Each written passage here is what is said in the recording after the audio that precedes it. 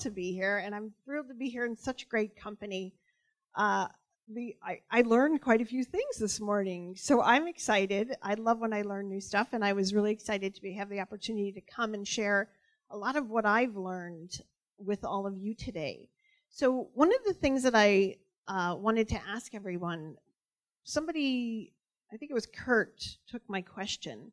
But I wondered, of this group, how many of you are hoping or working on establishing yourself as a thought leader in your particular area? So take a look around, right? There's quite a few of us that are on that path. And that's going to be a lot of my focus today, because it's something that I feel like I've done a fairly decent job of. And I think that it's something that can easily be done by leveraging LinkedIn. It's a platform that I can't tell you how much I use it, how much I love it. They should pay me. They don't. I'm here for free. But it is something that since 2004, I've been using it in my business. My evolution came from business development. So let's move to my profile. So, one of the things a lot of people have understood is that they've been on LinkedIn, but maybe haven't been doing a heck of a lot with it, right? How many of you would categorize yourself that way? Okay, again, we've got a lot of folks. So I was using this analogy that it's like, if you build it, they will come, right? If I just throw my profile up there, people will find me, and I'll get everything I need, and I'll get the jobs, and I'll get the opportunities, and I'll get the clients. But that's not the case. You have to do quite a bit to get people to find you on LinkedIn and to stay interested in you on LinkedIn. So I just want to comment really quickly. Yes, headline, most important thing. It's about SEO as well as grabbing people's attention when they're looking at a whole list of people, right? One of the few things you see besides their name is that headline. So you need to be super creative there and have something that's compelling that isn't a title, right? I say that putting a title in that headline is one of the biggest wastes of space, because your title shows up in the experience section. You can put that you're CEO of your company there. You can put that you're VP of sales in that section. But using that headline is really, really important. And I'm a big fan of publishing on LinkedIn as well. I was part of that early group that jumped on and asked to be given that little pencil, and I started doing it, and it blew up my business. The number of inquiries and things that started coming in was out of control for a while. I started getting a little nervous, but it was a great nervous, right? Because all of a sudden there was just all this awareness of who I was and what I was doing. So this is my quote. I did the same thing Michael did. I thought, why am I going to quote somebody else? I talk about LinkedIn all over the place and everywhere and on webinars, on webcasts. So one of the things that I always tell my clients, because a big part of my business is doing one-on-one LinkedIn sessions with people where we do a deep dive into your profile and your presence and what you're trying to accomplish in your business. And I will personalize that so that we go after every single thing that you can do on that platform. So I always tell people that, especially most of us in this room, we're not so much looking for a career here, right? I know that Troy's going to talk about recruiting, but I'm a big believer that LinkedIn is about today and the future, right? It's what you want to put on there. I don't have to put the job on there that I had back in the day, because I don't ever want to do market research again, right? I don't, no offense, where's Jen? so there she is. So it's something that you decide what you put on there, right? It's a marketing tool. What do you want to put on that profile? What do you want to put on your presence there? So focus on that. So the thing I wanted to do first was to share with you some of the results, because I think this is what's important. I think we had some mentions of results that came out of having great profiles and great activity from Michael and Kurt, but these are all the things that I attribute to being active on LinkedIn. I credit LinkedIn with building my business. Paid speaking gigs all over the country, press interviews, right? When I wrote a book back in 2009, publicity with all sorts of people. I still get inquiries every week. These people are finding me on LinkedIn. I have a business development background, so I always ask, how did you find me? How did you learn about me?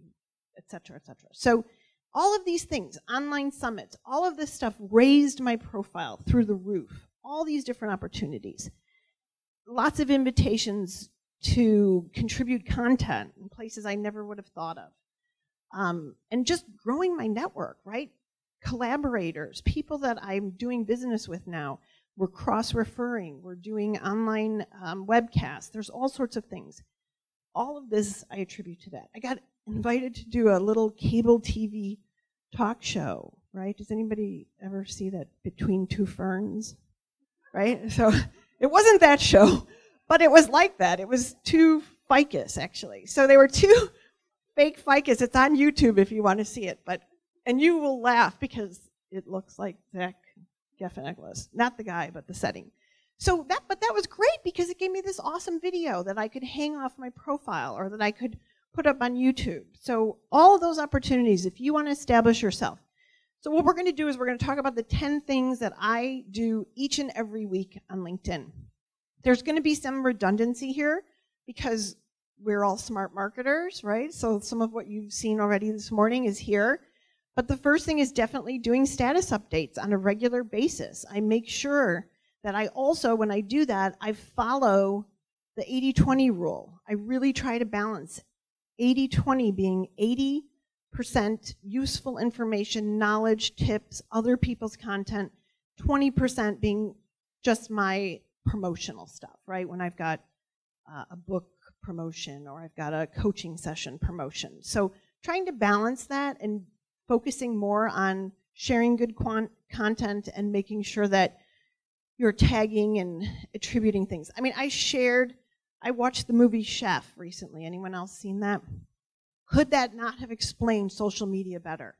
Right? If you don't understand what's going on with social media and the value of it, watch the movie Chef. My husband stopped the movie. I took a video of the TV and I took a little clip of it. And I have to do something with that yet. But what I did was I put the link to the movie because if you're not sure about that, share that. That's in the 80%, right? That's sharing stuff that's really helpful to people that will help them understand what to do. My business partners, I work with Maria Ross a lot. I always make sure I send some good social karma her way, is what I call it, right? Doing these things for the people in our network, sharing good articles. Those are all things that keep you visible and keep you top of mind and set the tone for how you establish yourself.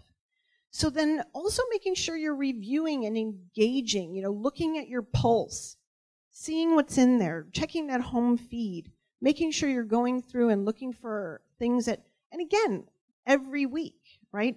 Pick an amount of time, 60 minutes a week, break it up into 10-minute sections if you need to. I could spend hours on LinkedIn, and in fact, when I first learned about LinkedIn, I was doing business development for a company, and I was excited when there were 4 million people on it. I mean, I was so happy because I knew that the people I was doing deals with were on there, right? It was very West Coast based, but it was exciting to me, and I would sit with 2 monitors. One was open to Salesforce, Outlook, whatever, and the other monitor was LinkedIn all day, every day. I used it like crazy. I looked up every single person I was talking to because remember, when you meet people, you get their card. Today, they're going and looking at you. They go on LinkedIn. We don't look in the phone book, as Kurt said earlier. We don't look and Google. I don't even do Google searches when I'm about people anymore. I go into LinkedIn. That's where I look. So remember that, and remember this idea that you can find plenty to do here to raise your visibility and to contribute. And all these things, sharing comments on other people's posts, right? This is all part of what do you do. Like I have people say that, well, what do you do on LinkedIn? I don't know what to do there. And I look at them and think they're crazy because I have to pull myself away. So here's an example too about your profile, what you're doing on that profile. This whole thing about adding some flair, pieces of flair. Did anyone see the movie Office Space, right? You need to have some color on your profile. You can add videos, that's what that thing is on the right. You can add images. That's the logo for an event. I have a PIF party, but I've got on there a LinkedIn profile audit tool that you can download. Think about that. I have real estate clients and I have them put up their latest house, a PDF of the latest house they're selling. So there's all sorts of things you can do there.